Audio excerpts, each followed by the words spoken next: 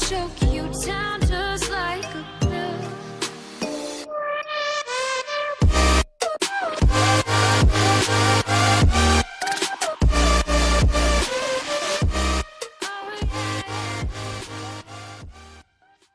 Hey guys and welcome back to God is coming.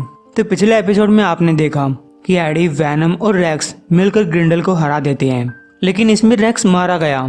AD बहुत घायल है और वैनम की आवाज नहीं निकल रही। पुलिस उस वेयर हाउस के पास पहुंच चुकी है। एक आदमी कह रहा है, कांग्रेचुलेशंस एडी, तुमने वर्ल्ड को बचा लिया, लेकिन किसे फर्क पड़ता है, कोई नहीं जान पाएगा तुमने क्या किया। कुछ नहीं बदला है, क्योंकि इस पूरी दुनिया के लिए और उन लोगों के लिए जो मैटर करते हैं, तुम अब भी स्पाइडरमैन के दुश्मन हो। गाइस, उसी वेयर हाउस के पास एक हेलीकॉप्टर उतरता है, जिसमें से कुछ हाई सिक्योरिटी ऑफिशियल्स बाहर निकले, जो अपने आप को एंटी सिम्बियोट टास्क फोर्स बता रहे थे, और वो लोग एक कंटेनमेंट चैम्बर के साथ अंदर गए। वो आदमी बैकग्राउंड में एडी से कह रहा है, मैं समझ सकता हूँ कि अब ये वर्ल्ड तुम्हें स्पाइडरमैन का दुश्मन मानता है, और मैं इस चीज को चेंज कर सकता हूँ। मैंने अपनी एक्सट्रैक्शन टीम को उस वेयर हाउस में एक सैंपल लेने के लिए भेजा, क्योंकि हर रोज तो हमारा उस चीज के साथ कांटेक्ट नहीं होता जिससे तुम्हारा हुआ था। वो मिशन काफी सक्सेसफुल रहा, लेकिन नहीं भी रहा। तुमने मेरे लिए थोड़ी सी परेशानी पैदा कर दी।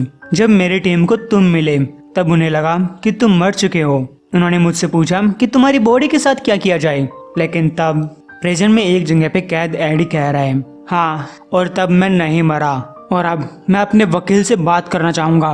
वो आदमी पूछता है, सैंपल कहाँ है एडवर्ड? एडी ने कहा, मुझे नहीं पता कि इसका क्या मतलब है।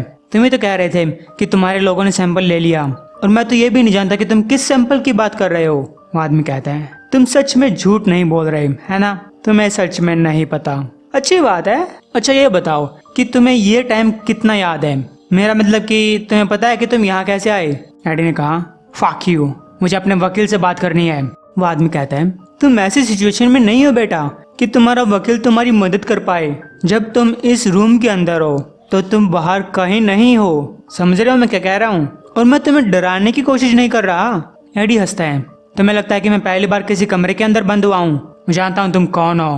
तुम शील्ड के मेंबर हो, लेकिन शील्ड तो खत्म हो चुकी थी। वो आदमी कहता है, ओह, वो तो खत्म हो चुकी है, लेकिन तुम्हें पता है ना कि नेचर कभी कोई जगह खाली नहीं रहने देती। तभी वो आदमी अंधेरे से बाहर आया। एडी ने पूछा, कौन है तुम?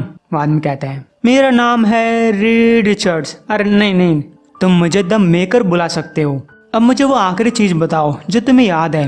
एडी ने कहा, पहले मेरे सवालों का जवाब दो। मैं यहाँ क्यों हूँ और इस सब के क्या मतलब है? मेकर ने कहा, क्यों हो? एडी, तुम एक ड्रैगन से लड़े थे जो टेलीपैथिकली अपने एल्डर गॉड के साथ जुड़ा हुआ था, और वो ड्रैगन तुम्हें लेकर मैनहट्टन के ऊपर से उड़ रहा था।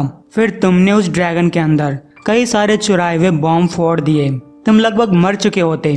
मानो या ना मानो, बहुत सारे लोग तुमसे मिलना चाहेंगे, और मुझे लगता है कि तुम्हारे छिपने के दिन खत्म हो चुके हैं। एडी कहता है, मैंने उस ड्रैगन की सवारी नहीं की थी। अगर तुम्हें लगता है कि मैंने उस ड्रैगन को कंट्रोल किया था तो तुम गलत हो। मेकर ने कहा, मुझे तुम्हारे ऊपर तरस आ रहा है। वैसे मैं तुम्हारे इस सवाल का जवाब देता हूँ कि मैं यहाँ तुम्हें क्यों लेकर आया, क्योंकि उस सैंपल को ढूंढवाने में तुम मेरी मदद कर सकते हो। एडी कहता है, मैं तुम्हें कितनी बार बताऊं, मुझे नहीं पता कि तुम किस बारे में बात कर रहे हो। मेकर ने कहा, ओ, मुझे लगता है तुम्हें जल्द ही पता चल जाएगा। ध्यान दो, मैंने वो सैंपल निकाल लिया, ठीक है, और तब किसी ने मेरी लैब से वो सैंपल चुरा लिया।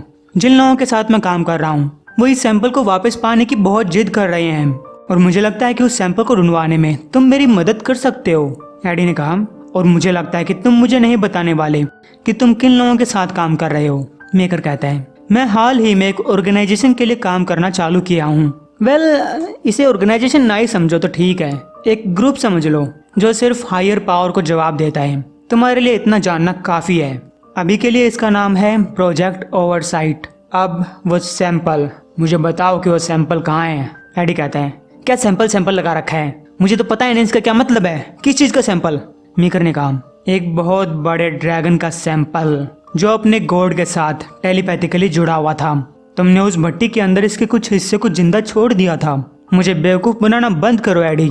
एडी ने कहा, नहीं, मैंने उसे मार दिया था। और तुम्हें उसके बारे में कैसे पता चला? देखो, मुझे कुछ समझ नहीं आ रहा कि यहाँ क्या हो रहा है। तुम मुझसे आखिर क्या पूछने की कोशिश कर रहे हो? मेकर कहता है, मुझे लगता है कि तुम्हारे उस आदमी के साथ संबंध है, या फिर तुमने उसे कांटेक्ट किया है जिसने मेरी लैब से सैंपल चुराया। एडी ने कहा, क्या क्या बकवास है, मैं ऐसा कब करूंगा, मैं तब से लेकर तो यहीं पे कह दूं। तो मेकअप बताता है, इंटरेस्टिंग। क्या तुम्हें ऐसा लग रहा है कि तुम वहां लगभग मर गए थे और यहाँ पे आकर जिंदा हुए? ओ एडी एडी, ये पूरी कहानी नहीं है। उस रात तुमने मेरे 4 आदमियों को मार दिया था, समझे? हाँ, वैसे मुझे इससे कोई फर्क नहीं पड़ता, फिर भी तुम्हें ढूंढ कर पकड़ना काफी मुश्किल काम था। वैसे मैं इसकी चिंता नहीं करता, लेकिन मुझे तुम जिंदा चाहिए थे। और अच्छी बात है कि तुम अपने सबूत छोड़कर जाते हो। हम तुम्हारे सिम्बियोट के वेस्ट प्रोडक्ट को ट्रैक कर पाए थे। एडी चौंका, क्या? मेरे सिम्बियोट का क्या? मेकर ने कहा, वो ग्रीन लिक्विड जो तुम अपने मुंह से बाहर निकालते हो, ये तुम्हारी सिम्बियोट की टट्टी है। जब तुम्हारे सिम्बियोट के अंदर कोई दूसरा पदार्थ आता है, जैसे कि गोलियां, ढेर सारी गोलियां। और एडी, तुम्हें ये बात नहीं पता थी? एडी ने कहा, नहीं, हाँ मुझे पता थी। मेकर कहता है, ऑफ कोर्स तुम्हें पता थी। और जैसा कि मैं कह रहा था, तुम्हारे जिंदा रहने की इच्छा और तुम्हारे सिम्बियोट का नेचुरल छलावा देने वाला सिस्टम काफी काम कर गया। तुम कुछ टाइम के लिए हमसे बचकर भागते रहे, जो कि काफी अच्छी बात है। हमने 3 हफ्तों तक तुम्हारा पीछा किया और फिर ऐसे लगा कि तुम अर्थ से ही गायब हो गए। और उस टाइम पे कोई इंसान या कोई चीज, उसने मेरे लैब से वो सैंपल चुरा लिया और तब हमें तुम मिले। तुम किसी दूसरी जगह पे थे, सैन फ्रांसिस्को के अंदर। गाइस ध्यान रखना, सैन फ्रांसिस्को। तुम अपने फादर के बगीचे में थे और हमने तुम्हारे ऊपर ये धमाधम अटैक करके तुम्हें पकड़ लिया। तो गाइस उस टाइम पे एडी अपने डैड से मदद मांग रहा है, लेकिन तभी वहाँ एक बच्चा आया। उसने पूछा, क्या हो रहा है यहाँ पे? डैड, ये कौन है? लेकिन एडी के डैड ने कहा, ये कोई नहीं है बेटा, तुम अंदर चले जाओ डेलन। एडी कहता है, क्या? ये डेलन कौन है? और फिर एडी बेहोश हो गया। रीजन में एडी कह रहा है, मैं कुछ समझा नहीं, आखिर मेरा सिम्बियोट मुझे मेरे डैड के पास क्यों ले जाएगा? मैं अपने डैड के पास क्यों जाऊंगा? और क्या मैं यहाँ पे 3 हफ्तों से कैद हूँ? मेकर ने कहा, 5 हफ्ते। 3 हफ्ते तो भागते हुए हो गए थे और फिर 2 हफ्ते और इस रूम के अंदर मेरे साथ। एडी ने कहा, ये कैसे हो सकता है? मेकर ने बताया, तुम्हारा सिम्बियोट तुम्हें तुम्हारे ट्रॉमा से बचा रहा है, तुम्हारी कुछ मेमोरीज मिटा रहा है, जिनसे उसे लगता है कि तुम्हें दर्द होगा। और यह बात तुम्हें अचंभे में डाल रही है ना? आखिर इसने और कौन कौन सी चीज मिटाई है? एडी कहता है, मैं नहीं जानता। मेकर ने कहा, अच्छा तो तुमने नोटिस भी नहीं किया? तुम कब से मैं कह रहे हो, हम की बजाय? क्या तुमने ये नहीं सोचा कि अब तक क्या मिसिंग है? क्या तुम्हें अपने दिमाग में थोड़ा सा अकेलापन नहीं महसूस हो रहा? एडी कहता है, तुमने वैनम को मुझसे छीन लिया, लेकिन तुमने कैसे किया? मुझे इसे वापस दो। सुना तुमने? मुझे इसे वापस दो। मेकर कहता है, अरे यार फिर से वही सब हो रहा है। वो एडी की तरफ एक चाकू फेंकता है, जो एडी को लगने की बजाय बीच हवा में रुक गया। उसके सिम्बियोट ने इस चाकू को रोक लिया था। मेकर ने कहा, मैंने इस सिम्बियोट को तुमसे नहीं छीना है। वो क्या कहते हैं, ये मर चुका है, मतलब थोड़ा बहुत मान सकते हो मर चुका है। उस लड़ाई में तुम्हारे सिम्बियोट को जो डैमेज पहुंचा था, उसने हाइव के साथ इसका कनेक्शन तोड़ दिया। और इससे मुझे लगता है कि इसकी आवाज, इसकी पर्सनैलिटी जा चुकी है और इसके साथ साथ वो सारी पावर्स भी जा चुकी हैं जो तुमने अपने गॉड होस्ट से ली थी। गाइस एडी रोने लगा। ये तुम्हारे साथ जुड़ा हुआ है और मुझे लगता है कि ये तुम्हारी हर बात मानेगा जब तुम इससे कुछ करने के लिए कहोगे। और टाइम के साथ साथ शायद ये अपनी पर्सनैलिटी फिर से हासिल करने लग जाए, लेकिन अभी के लिए ये बस तुम्हारा एक वफादार कुत्ता ही है।